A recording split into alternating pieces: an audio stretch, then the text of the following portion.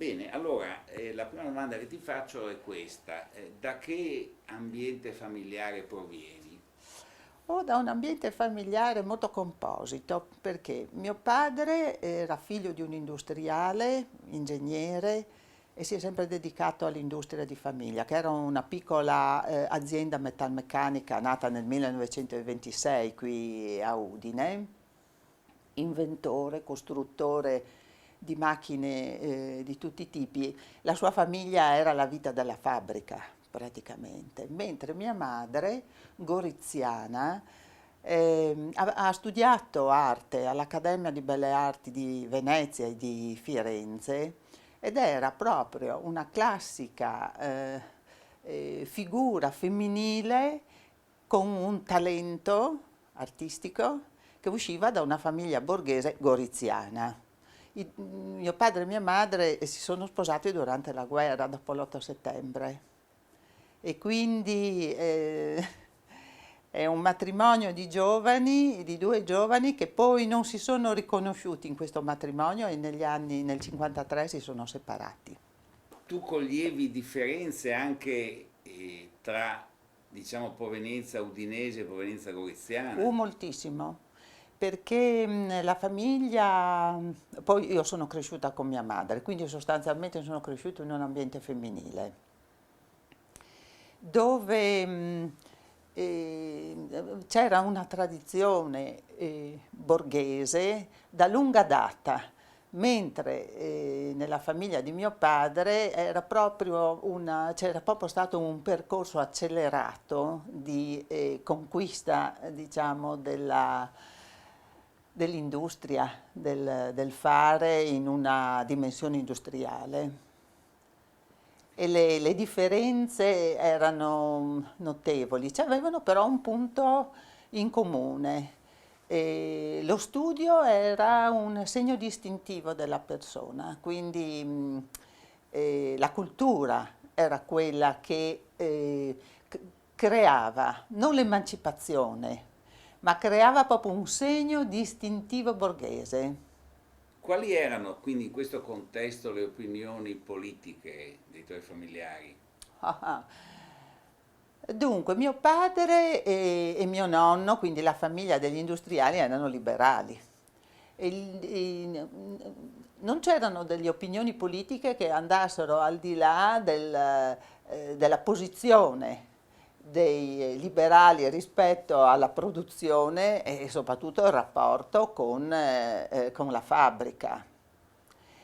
E invece da parte di mia madre era tutto un pochettino più strano, se vogliamo, perché mia madre, da separata nel 1953, aveva dovuto immediatamente inventarsi il lavoro ed era entrata in contatto prestissimo con degli ambienti che provenivano dalla Resistenza, dico subito Donderoia, dove lei aveva aperto una scuola e quindi un insegnamento per i ragazzi di Donderoia di ceramica. A casa nostra spesso veniva il suo collaboratore, che era stato una delle figure di riferimento della Resistenza, e quindi a casa nostra girava un discorso politico, però girava un discorso storico-politico, non girava un discorso sui fatti della contemporaneità. Se a casa di mio padre si parlava di quello che avveniva sulla cronaca, era sempre per sottolineare gli svantaggi che il governo portava alla produzione, mentre da parte di mia madre c'era proprio una lontananza dalla contemporaneità, perché si viveva la contemporaneità dentro questi ambienti dove si erano invece mescolate le classi sociali, perché lì io credo che la mia educazione ha perso un po' di smalto borghese, perché a casa nostra poi giravano tanti ragazzi e ragazze che provenivano invece da questi ambienti dei collegi eh, dove si cercavano percorsi di riscatto. E poi in questo quadro come si è delineata la tua scelta della scuola superiore. Ecco, questo qui è uno appunto degli esempi delle contraddizioni di una famiglia che aveva proprio questo tipo di impostazione. Niente, semplicemente io ero comunque una ragazza che se doveva fare un percorso di formazione era meglio che lo facesse in un ambiente protetto e in un percorso diciamo prestabilito, per un futuro, per un destino prestabilito. Quindi chiaramente figlia di genitori separati, io molto spesso mi ricordo che a scuola, soprattutto quando ero alle medie, c'erano delle bambine che mi dicevano domande sulla mia famiglia, io dicevo ma i miei sono separati e queste bambine mi dicevano oh scusa. Oppure negli ambienti insomma più cattolici mi chiedevano sempre ma vuoi più bene alla mamma o al papà? Cioè c'era continuamente questo tipo di rimando. Per cui stranamente, ma lo comprendo anche, quando mia madre ha dovuto scegliere quale fosse l'ambiente in cui dovevo crescere a cui lei delegava anche molte ore della mia giornata, ha scelto la scuola più borghese, più tradizionale di Udine e il percorso più tradizionale, quindi io dovevo fare le magistrali in un collegio femminile di Udine. Beh, a quel punto lì qualche cosa era successo in questo ambiente così protetto, perché non era più la scuola delle famiglie borghesi udinesi, ma è cominciato a diventare la scuola, il collegio delle ragazze bene anche del circondario, quindi anche dei paesi, degli altri paesi friulani. Quindi un certo mescolamento c'era da questo punto di vista. Il punto è che questa scuola era una scuola che doveva formarci e c'era proprio quest'aria ovunque di scuola che era molto attenta al fatto che noi si dovesse diventare colte, preparate, anzi non direi colte, direi preparate, ma con una certa docilità. Dovevamo sostanzialmente conoscere per diventare delle buone madri. Per anche il lavoro, non era una meta di questa formazione che noi ricevevamo, era un'opportunità, ma non necessariamente la meta, perché la meta era la famiglia. Non ci veniva mai detto niente in modo così esplicito, ma lo sentivamo continuamente come rimando che poi non ci veniva solo dalla scuola, ci veniva da tutta la società. Eppure nel 68 delle cose succedevano anche all'interno di questo luogo così protetto, perché io ricordo benissimo che un giorno arriva in classe la supplente di italiano che mentre ci fa una lezione tradizionalissima, però apre la borsetta, tira fuori le sigarette e fuma in classe. E questi erano tutta una serie di messaggi che ci provenivano e che ci inducevano a riflettere sulla disobbedienza. Poi una giornata, ricordo benissimo, abbiamo sentito dalle finestre arrivare la voce dei dimostranti e quindi è stato uno dei primi scioperi dei contestatori dei licei di Udine e lì abbiamo deciso di uscire. Ed è stato molto duro poi il rientro perché la preside e gli insegnanti ci hanno chiesto di spiegare le nostre motivazioni.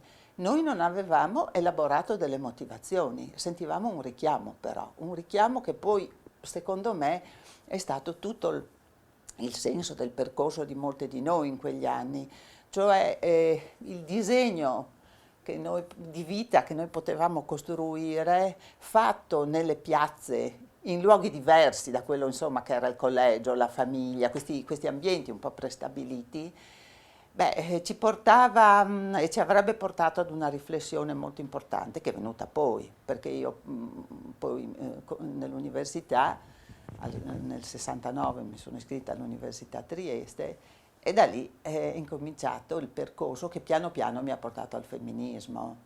Qual era l'atmosfera diciamo così, politica ma anche personale tra compagni di scuola in quegli anni? Si parlava molto di quello che leggevamo sui rotocalchi, perché la cosa strana è che in questa scuola, così orientata a formare delle donne che avrebbero dovuto appunto costruire le nuove famiglie, ricordo con dispiacere, non si investiva su di noi. Non ci si consigliavano dei libri da leggere, non ci si chiedeva di parlare dei film che avevamo visto. Era una forma di educazione che poi era una non educazione, cioè vedendo quello che è avvenuto dopo non era un'educazione. Quello che grosso modo sembrava fondamentale è che noi restassimo dentro in una sorta di sobrietà di percorsi, cioè avevamo questo compito di essere brave, ma di essere sobrie nelle richieste, e questo vuol dire che non si investiva su di noi.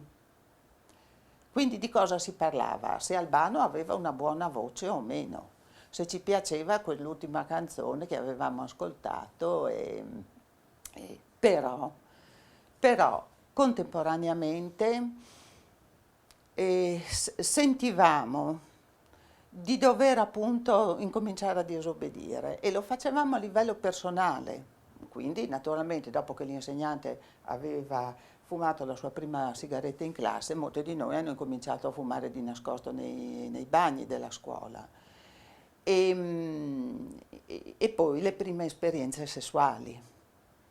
E si incominciava a parlare delle prime violazioni, se vogliamo, che qualcuno di noi faceva di quello che era il diktat che ricevevamo. Alcune ragazze, per esempio, avevano cominciato ad avere rapporti, frequentazioni, chiamiamo, con uomini adulti. E questo aveva scatenato una serie di richieste, di curiosità che poi hanno subito intercettato il problema della sessualità e della pillola. Erano tutte cose di cui non si poteva parlare. Eri una classe mista? No, perché era un mondo esclusivamente femminile, solo ed esclusivamente femminile, in un ambiente femminile con insegnanti donne. E tra l'altro questa scuola, questo collegio, era un educandato che aveva una tradizione laica, quindi non c'erano le suore, però c'era appunto questa solidità che l'istituzione doveva, educativa, verso diciamo la classe media della città. Ecco, doveva essere garantita questa solidità educativa, e quindi era il segno distintivo anche delle ragazze che uscivano da questa scuola, che dovevano essere appunto, avevano una specie di talento laico, ma nello stesso tempo un destino, che era un destino borghese. E in questo contesto avevate in qualche modo rapporti con quelli che potremmo definire i maschietti coetanei? Io sì, perché nel mio appartamento, io abitavo in via Zanon, e sotto, negli scantenati di questo bel palazzo antico, si teneva una scuola di recitazione, dove arrivavano degli studenti universitari da Trento. E per una serie di strani incroci, insomma, che sono gli incroci dell'adolescenza, delle amicizie, io conoscevo uno di loro, e arrivava, mi ricordo, con questo eschimo da Trento, E io lo aspettavo sulla porta di casa quando sapevo appunto che rientrava dall'università per trovarsi con gli altri in questa scuola, e lui lì ha incominciato a passarmi una serie di libri di sociologia che secondo lui io dovevo leggere, che erano assolutamente indigesti, e credo di averli buttati via pochi anni fa, perché proprio erano quasi intonsi. Dopo il primo o secondo capitolo non riuscivo effettivamente ad andare avanti. Naturalmente, e quindi lì ho incominciato a percepire questo problema della cultura proprio, di una vicinanza, e possiamo dire una vicinanza al 68, attraverso una formazione culturale che neppure all'università, ecco, si è colmata. Quindi in questo contesto la scelta della facoltà universitaria e della città universitaria come è avvenuta? Allora, qua ha pesato un aspetto economico, e quindi un aspetto economico perché insomma io sono stata molto vicina a mia madre che a mio padre. Non c'erano grandi disponibilità economiche, quindi è stato scelto Trieste e naturalmente Magistero, perché era l'unica facoltà. No, avrei potuto fare altre facoltà, però sempre con l'anno integrativo. Quindi insomma direi che tutta la mia formazione è andata tutta, si è svolta tutta all'interno di un solco che era prestabilito. E a Trieste com'è stato l'impatto col mondo universitario? Allora, è stato come una continuazione dell'ambiente che avevo lasciato a Udine, però le prime occupazioni hanno toccato anche Magistero. La cosa strana è che a Magistero i pochi iscritti, i pochi iscritti maschi, diciamo così, che provenivano probabilmente anche loro o dal liceo scientifico oppure dalle scuole magistrali, avevano preso in pugno la situazione. Quindi l'occupazione, la conduzione delle assemblee era sempre guidata dai cosiddetti nostri compagni. Ricordo un giorno che nella una delle prime assemblee è entrato con una grande gioia per il ruolo che stava svolgendo un mio compagno di corso. In quel momento lì l'ho visto completamente diverso, perché? Perché aveva cambiato Eschimo, anche lui, e soprattutto un sigaro verde cubano che ci dava immediatamente una precisa indicazione su chi era il capo, almeno così l'avevamo preso noi. Mentre noi avevamo una grande timidezza e non riuscivamo proprio ad esprimere quello che sentivamo, quello che pensavamo dell'occupazione, dei cambiamenti che quell'università avrebbe dovuto fare. Sentivamo che doveva fare molti cambiamenti perché non eravamo abituati a parlare in pubblico. E questo valeva per noi che provenivamo da Udine, ma anche dalle altre compagne di università che venivano da tutto l'ambiente veneto, della San Donà di Piave, cioè tutte queste zone conferivano all'Università di Trieste, e lì ho sentito una grande omogeneità di formazione, perché era proprio un taglio di educazione femminile che quella generazione lì aveva, a cui aveva attinto quella generazione lì, sia per educazione familiare che per i percorsi scolastici.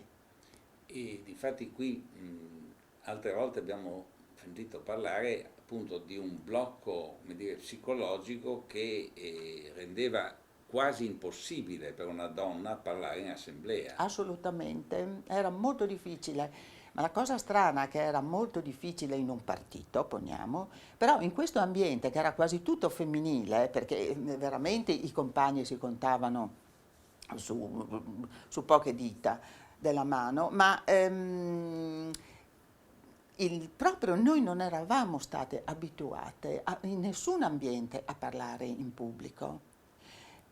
Persino i percorsi che potevano essere stati di recitazione erano tutti molto conformisti e quindi lì si trattava di elaborare idee e di proiettarle in un ambiente in cui poi tra l'altro il dibattito era forte e in qualsiasi momento le nostre idee potevano essere anche respinte e questo era un altro aspetto.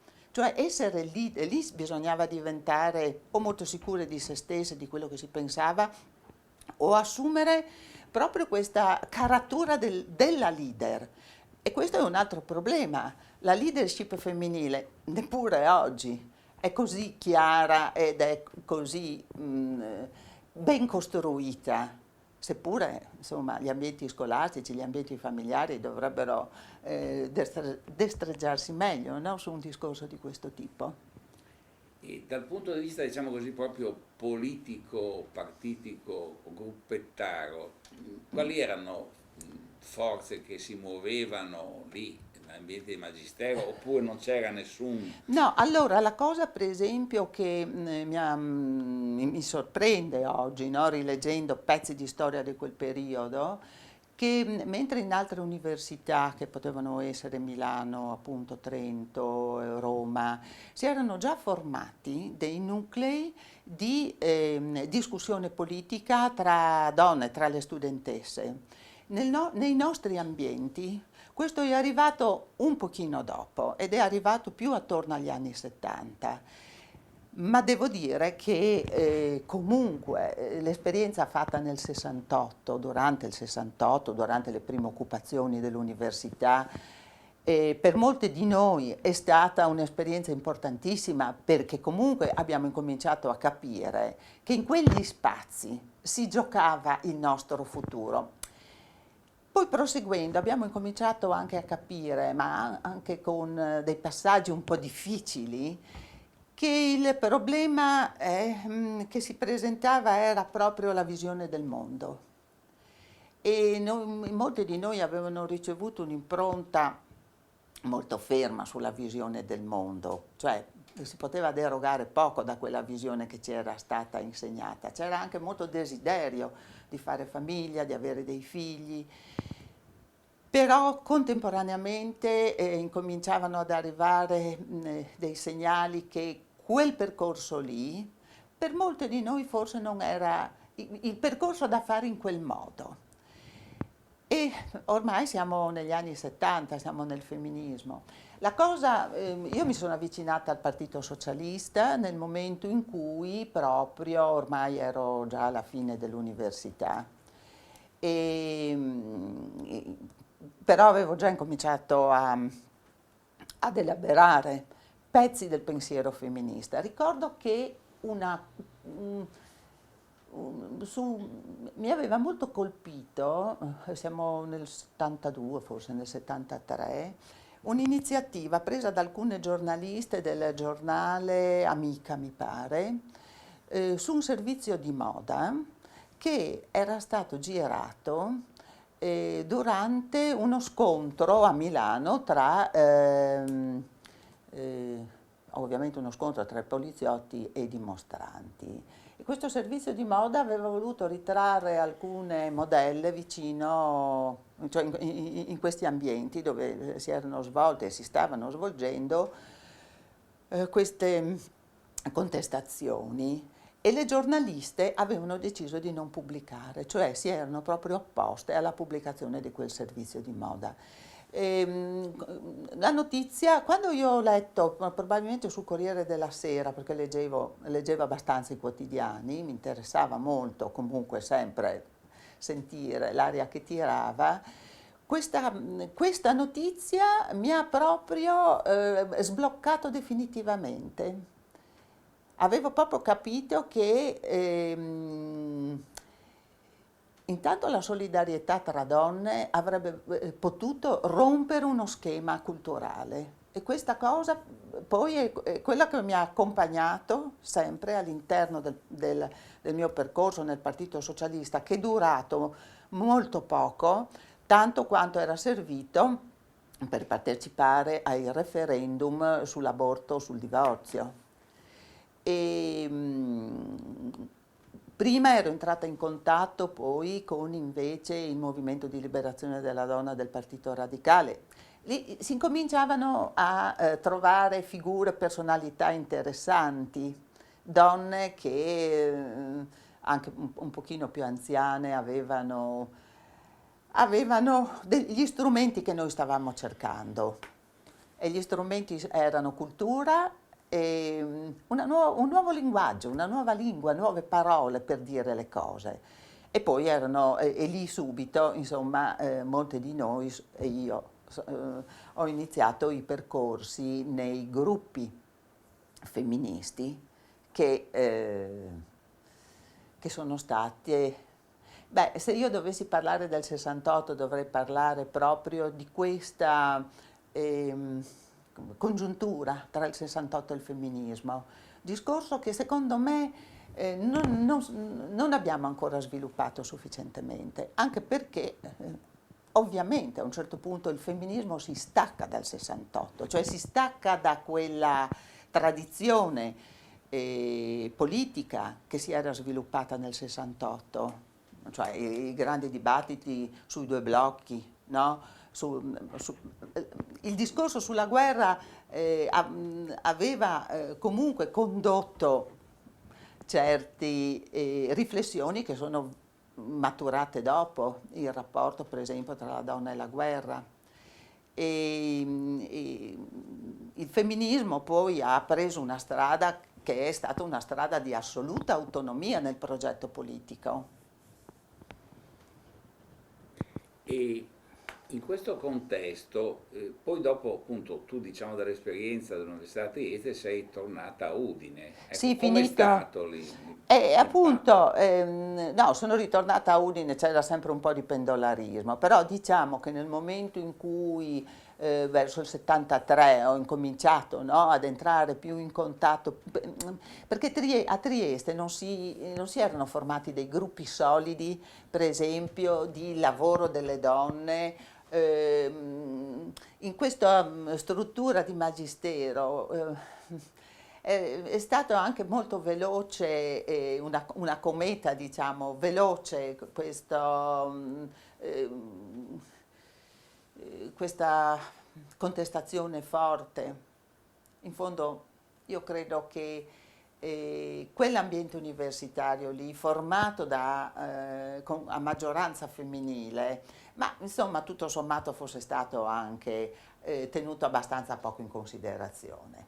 Quindi per lungo tempo c'è stato un contatti, vicinanza con i centri del dibattito politico, però sempre a traino, e quindi mai con uno sviluppo forte dei temi. Per me lo sviluppo forte dei temi è avvenuto appunto attorno al partito dal 70 in poi.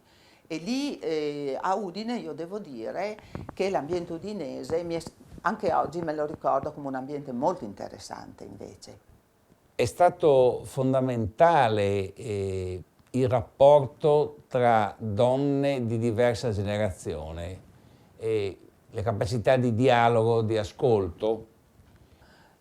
Erano molto attive le sedi dei partiti, non solo le sedi come federazioni, ma c'erano proprio le sezioni nei quartieri, e poi i circoli culturali.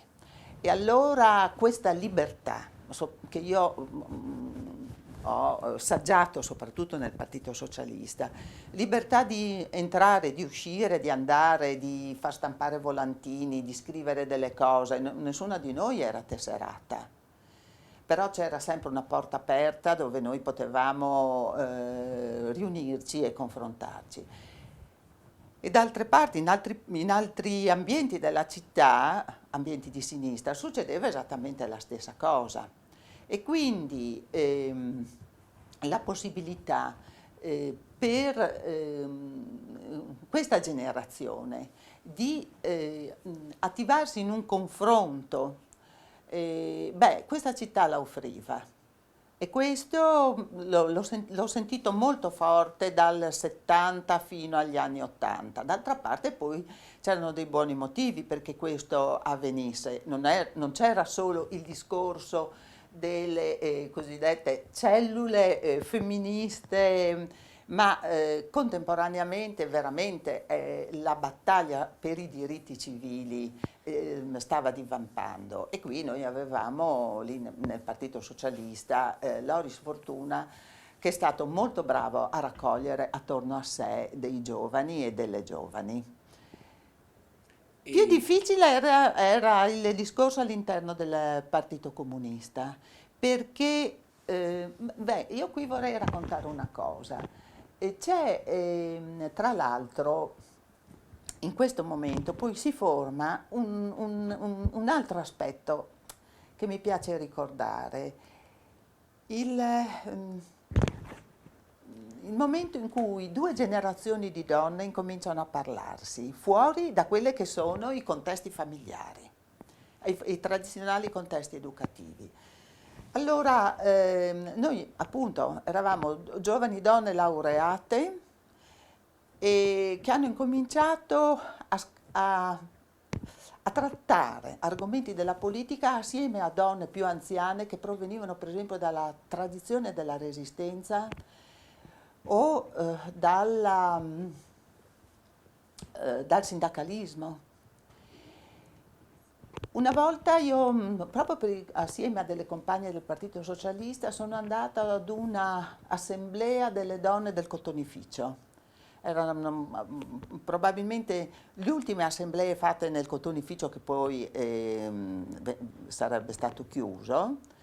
Il cotonificio udinese aveva una grossa tradizione e in questa assemblea affollatissima delle donne molto più anziane di noi hanno incominciato a raccontarci una gravidanza e quante donne avevano perso un figlio lavorando e come soprattutto l'avevano perso e come avevano incassato intimamente questa sconfitta come madri all'interno proprio di un disegno, di una società che assegnava a tutto questo gruppo di donne e a queste famiglie un destino molto ridotto come sogni e come aspettative. Mentre noi eravamo della generazione che ormai avevano assaggiato le nuove aspettative di costruzione di vita. Quello lì per me è stato un momento molto formativo, proprio il messaggio che dovevo capire di più, dovevo capire meglio la storia che avevo alle spalle. E quindi mi sono inserita nel femminismo con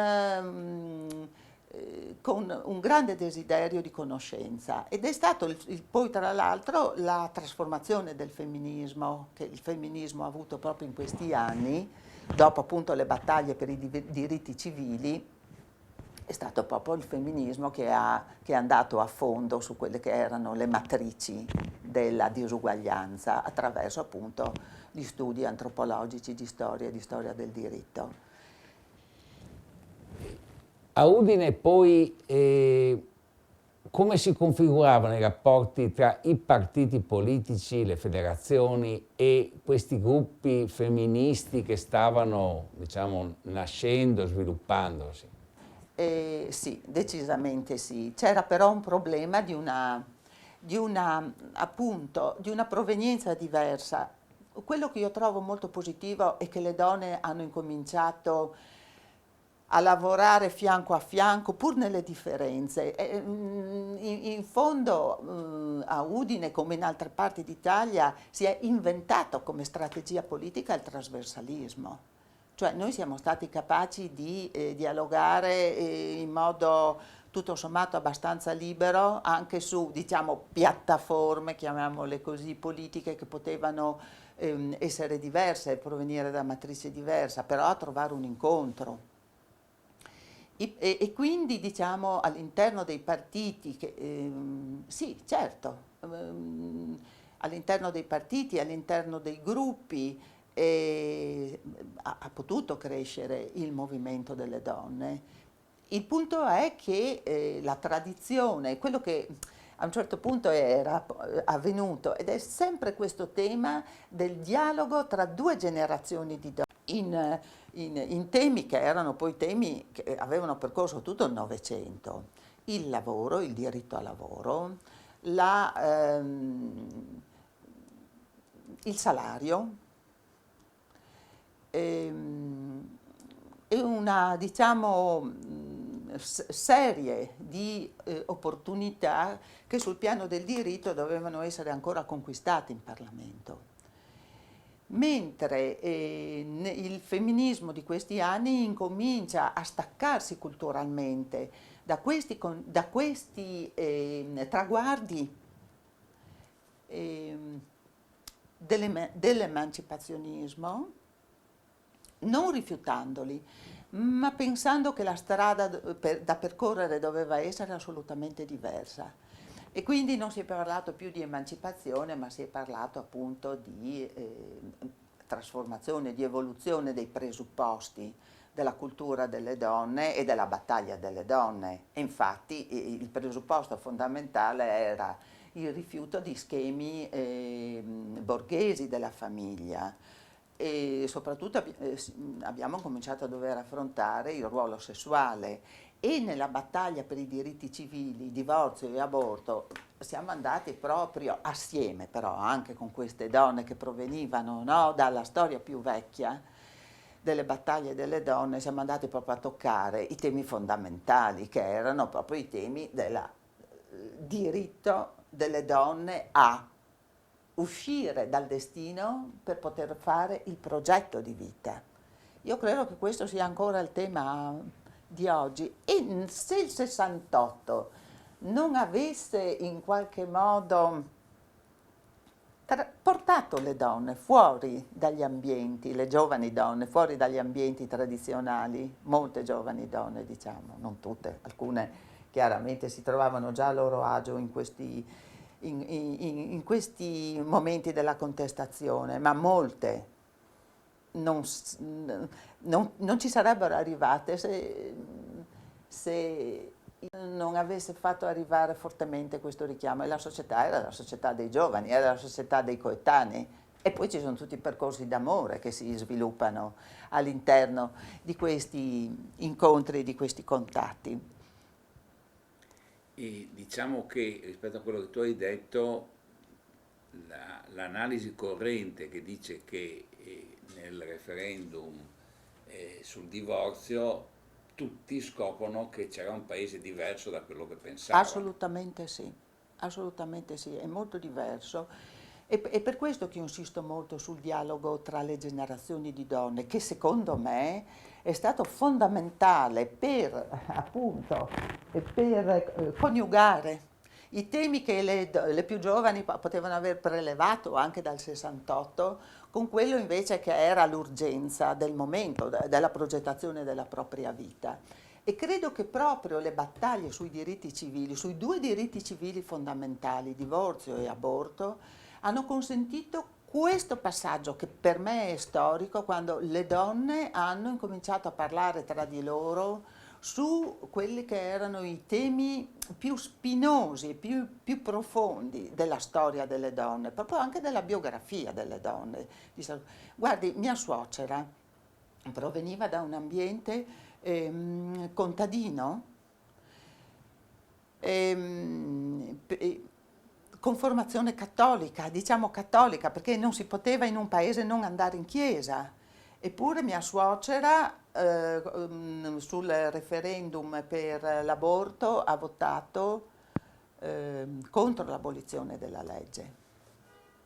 E per me, quando l'ho saputo, cioè è stata la ciliegina sulla torta questa cosa, perché io ho capito lì molto profondamente quanto le donne siano state fondamentali e libere in quel momento nelle scelte, perché sono andate a fondo in quella che era la reale esperienza di vita che molte donne avevano fatto, e quindi quello che è stato lo slogan che poi i movimenti femministi hanno adottato, non tanto io sono mia e il corpo è mio, me lo gestisco io, ma il privato è politico. Cioè questo secondo me è stato quello che ha consentito alle donne di generazioni diverse di dialogare. È da questo dialogo che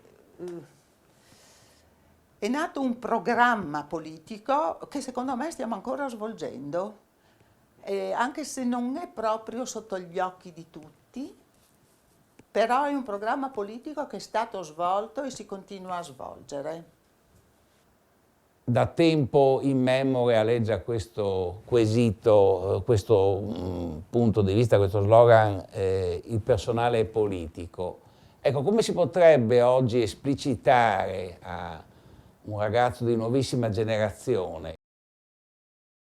Io ad una giovane donna glielo spiegherei forse così, che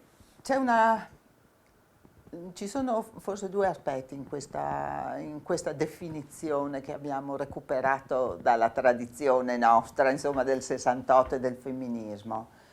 Allora, da un lato c'è una scoperta di una responsabilità verso se stessi. Ed è qualcosa che le donne hanno incominciato a elaborare molto presto. Io direi che forse le radici di questo le troviamo addirittura nel suffragismo. Cioè la storia dei diritti, delle conquiste dei diritti delle donne hanno questo sottofondo importante. Si conquistano dei diritti per le altre donne, per la società, però partendo da se stesse. Perché proprio questo, cioè un conto è il destino e un conto è il progetto che una persona sente di dover fare. Quando le donne rinunciano o hanno rinunciato, hanno prima di tutto dovuto fare un conto con se stesse. È un tradimento dei desideri, per esempio rinunciare al lavoro, rinunciare ad ad un talento che si sente di avere e quindi questo è uno degli aspetti del discorso. L'altro aspetto del discorso è che questa libertà e questa responsabilità che noi ci prendiamo è un valore profondo e quindi non è solo per noi. Tra l'altro è una cosa che possiamo insegnare anche agli altri e alle altre e quindi incomincia a diventare politico. E questo ricordo che io ho di tutta questa esperienza che ho raccontato, diciamo da quel giorno in cui siamo uscite dalla scuola in un gruppo di ragazze e abbiamo deciso di sfilare con gli studenti e poi abbiamo dovuto ritornare il giorno dopo e siamo state sottoposte a un vero e proprio processo che ci ha chiesto di spiegare che cosa volevamo e in quel processo hanno tentato di farci capire che eravamo stupide. Perché se noi non sapevamo dare una risposta, dimostravamo di essere poco intelligenti. E questo qua è stato un passaggio delicato, ecco, nella nostra crescita di persone. Il fatto, dicevo, di imparare a fare delle cose assieme agli altri, assieme alle donne, assieme ai compagni di strada. Questo porta ad un altro livello di responsabilità, perché è una responsabilità che si gioca su un progetto che è un progetto che porta con sé altri valori, non solo appunto sono responsabile verso me stessa, verso una parola che io ho dato a me, ma costruire insieme un percorso per raggiungere degli obiettivi è una delle strade più difficili che si può fare insieme ad altri. Bisogna anche essere molto capaci di ascolto, bisogna essere molto disciplinati nella formazione, bisogna studiare, perché altrimenti non si è, si è improvvisatori e improvvisatrici di idee. E poi il piano di realtà, secondo me, è importantissimo. E se c'è una cosa che la politica sta perdendo è proprio il piano di realtà, secondo me. E siamo diventati disfunzionali per questo. Io lo sento, mio figlio me lo dice. E beh, da tutto quello che hai detto, il giudizio sulla parte positiva del 68 è più che esplicito. Allora ti chiedo, secondo te, dove con quello strumento che è un po' particolare che è il senno di poi, che, dove ha fallito, dove ha sbagliato il 68? Io mi sono sentita chiedere tante volte se il 68 ha fallito e se ha sbagliato. Ehm, io non so dare una risposta, perché secondo me il 68 non ha fallito. Il 68 ha esaurito la sua spinta, il 68 però è stato intercettato da delle interferenze. Io penso che quando ci sono stati tutti i problemi della lotta armata, delle Brigate Rosse, del terrorismo, noi siamo stati bloccati nel nostro processo. Non abbiamo più potuto sentirci liberi nelle strade di scendere, di contestare, di parlare. E quindi io credo che questo, che ci sono stati dei momenti in cui è stato bloccato il processo che noi avevamo messo in piedi. Bene, allora la domanda finale è topica e può anche non avere rapporti col 68, così come una specie di flash chiediamo un libro, un film, una canzone. Possono essere, ripeto, anche, quindi abbiamo ascoltati tanti assolutamente non sessantotteschi. Allora, un libro, io farei una bella proposta, nel senso che è un libro che a me è piaciuto, a me piacciono molto le biografie. E c'è questo libro di Gabriella Luccioli, Diario di un giudice, i miei 50 anni in magistratura. È un libro molto sincero, molto vero, di una donna che ha fatto un percorso, diciamo, simile a quello di molte altre donne e, in magistratura, e che ha dovuto a un certo punto incontrarsi con il femminismo per riuscire a fare delle sentenze che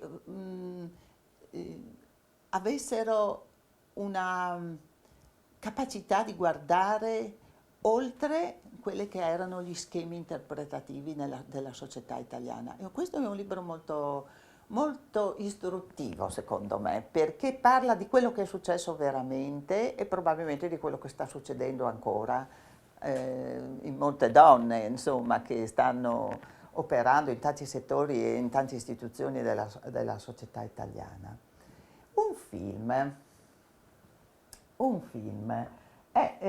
Sui film è più difficile, perché quello che a me piace ultimamente chiaramente sono i film che raccontano la storia delle donne nel Novecento, poi ultimamente ce ne sono tantissimi, ma quello che mi piace è avere bypassato la retorica del racconto di quelle battaglie. Beh, c'è per esempio il film sulle suffragette, che secondo me è trattato molto bene, perché è riuscito ad evitare molta della retorica che avrebbe potuto essere messa in gioco, e invece secondo me ha toccato quei valori che poi il femminismo ha recuperato, per esempio la solidarietà, il dialogo tra donne, lì è trattato molto bene. Però, insomma, i film devono essere anche divertenti. Allora, Il diritto di contare, che è la storia delle 3 matematiche che lavorano alla NASA e che hanno le loro difficoltà ad essere ammesse nella sala dove si fanno i calcoli, nella sala dei calcoli, diciamo così, Secondo me è una storia molto carina e tra l'altro è una storia vera e io consiglierei a una ragazza di guardare questi due film. Una canzone? Ah, qua io devo rinunciare perché non sono una grande ascoltatrice di musica e quindi non c'è una canzone che mi sento di segnalare.